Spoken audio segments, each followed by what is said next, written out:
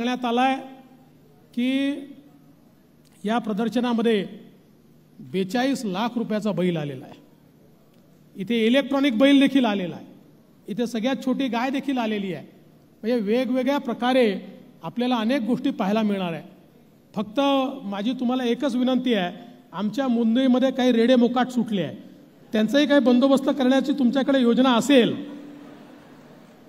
आणि ते इतके टीव्हीवर बोलतात, तर त्यांची काही तुमच्याकडे योजना असेल किंवा त्याचं कुठलं तंत्रज्ञान जर इथे आलं असेल तर त्याचाही उपयोग कसा करता येईल हा आम्हाला तुम्ही या ठिकाणी शिकवा।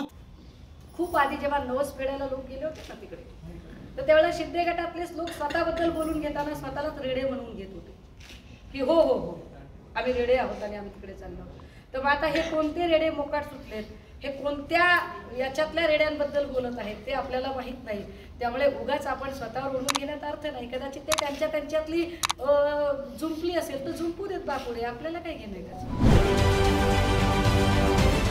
राजकारणातील प्रत्येक अचूक बातमीचे सर्वात आधी अपडेट्स मिळवण्यासाठी सरकारनामाच्या सर्व सोशल मीडिया प्लॅटफॉर्मला लाईक, फॉलो आणि सबस्क्राईब करा।